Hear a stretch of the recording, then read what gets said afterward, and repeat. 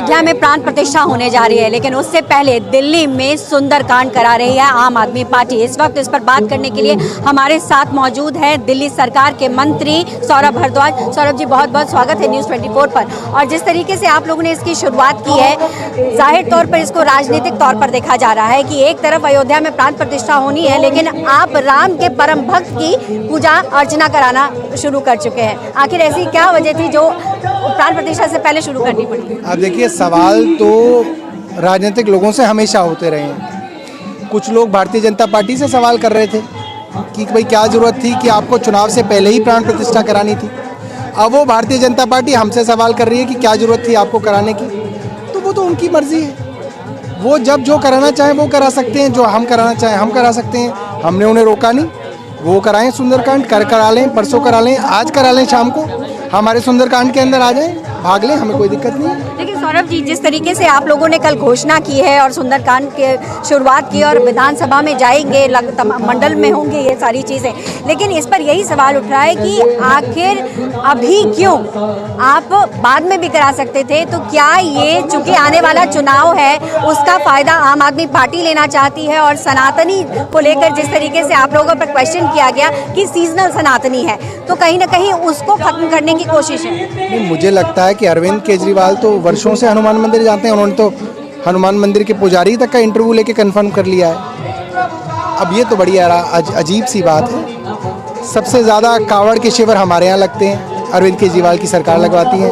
सबसे ज़्यादा छठ पूजा में छठ घाट और कार्यक्रम हमारे यहाँ किए जाते हैं। दिवाली का कार्यक्रम हमारे यहाँ किया जाता है, उसका प्रसारण टीवी में किया जाता है। हमारे तो बहुत वर्षों से सारे कार्यक्रम चल रहे हैं। भारतीय जनता पार्टी परेशान है, मुझे नहीं लगता, मैं हैरान हूँ कि वो क्यों परेशान हो। तो खुश होना चाहिए था कि अगर कोई पार्टी सुंदरकांड करा रही है उन्हें तो खुश होना चाहिए। वो दुखी क्यों है? उन्हें भी कराना चाहिए, उन्हें भी कुछ अच्छा काम करना चाहिए। वोट बैंक का फायदा लेने की कोशिश है इस सुंदरकांड के जरिए, ये भी आरोप लग रहा है।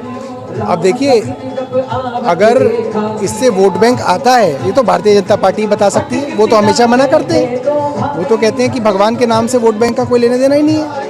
कुछ लोगों ने उन पे आरोप लगाया कि ये मंदिर का जो प्राण प्रतिष्ठा हो रही है ये चुनाव से पहले क्यों हो रही है। भारतीय जनता पार्टी का नहीं है तो कुछ ऐसे कोई लेना देना नहीं है, तो इसका भी उससे कोई लेना देना नहीं। तो अयोध्या जाएंगे क्या मुख्यमंत्री? अयोध्या जाएंगे क्योंकि आपने कहा कि आपकी पार्टी और खासकर मुख्यमंत्री श्री राम और हनुमान के परम भक्त है। तो अयोध्या में इतना बड़ा महोत्सव हो रहा है, प्राण प्रतिष्ठा हो रही है, तो क्या मुख्यमंत्री अयोध्या जाएंगे चाहे निमंत्रण मिलता है या नहीं मिलता है? देखिए, ये तो जानकारी मुख्यमंत्री जी को होगी, मेरी तो हुई नहीं चर्चा। मगर हमारी संस्कृति तो कहती है कण कण में भगवान है, कण कण में राम है। कण कण में जहाँ भगवान को सच्चे दिल से बुलाओगे हनुमान जी वहीं आपको आशीर्वाद देंगे। कोई इसके अंदर भेदभाव नहीं है। भगवान ने कभी नहीं कहा कि आप मेरे लिए यहाँ वहाँ। और मुख्यमंत्री जी तो मुझे लगता है अयोध्या जा चुके हैं पहले भी, तो ऐसी कोई बड़ी बात नहीं है उनके लिए अयोध्या जाना।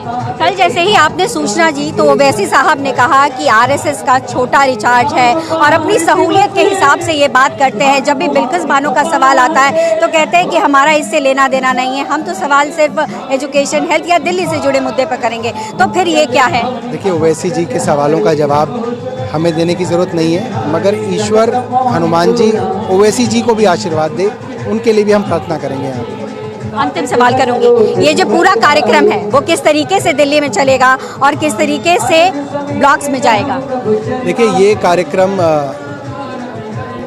दिल्ली की सभी विधानसभाओं में आज कराया जा रहा है। विधायक हैं हमारे, पार्षद हैं, मंत्री हैं, सब लोग इसको अपने अपने विधानसभा में करा रहे हैं। आज मुख्यमंत्री भी रोहिणी विधानसभा में जो सुंदरकांड का कार्यक्रम है उसमें अपने परिवार सहित, पत्नी सहित जाएंगे। राम जी की नैया पार हनुमान ने की थी, तो चुनाव में नैया पार हनुमान जी करेंगे? नहीं, इसका चुनाव से कोई लेना देना नहीं है। हनुमान जी के लिए चुनाव तो बहुत छोटी सी चीज़ है। हनुमान जी का आशीर्वाद मिल जाए तो आप तो भवसागर से ही पार हो जाओगे। बहुत बहुत शुक्रिया न्यूज़ 24 से बात करने के लिए। तो ये थे सौरभ भारद्वाज, जिन्होंने साफ तौर पर कहा कि सुंदरकांड का ये जो आयोजन है वो इसलिए हो रहा है क्योंकि आम आदमी पार्टी शुरू से भी इसे करती आई है और कहीं ना कहीं मुख्यमंत्री श्री राम और हनुमान के भक्त हैं। लेकिन राजनीति जिस तरीके से इसको लेकर हो रही है वो भी साफ तौर पर दिखाई भी दे रही है। कैमरा पर्सन दीपक दुबे के साथ पल्लवी झा, दिल्ली न्यूज़ 24। नमस्कार, मैं हूं मानक गुप्ता। अगर आपको हमारा ये वीडियो पसंद आया हो तो इसे लाइक और शेयर जरूर करें, और हां, हमें सब्सक्राइब और फॉलो करना ना भूलें ताकि आप देश और दुनिया की कोई खबर मिस ना करें। तो जुड़े रहिए हमारे साथ और देखते रहिए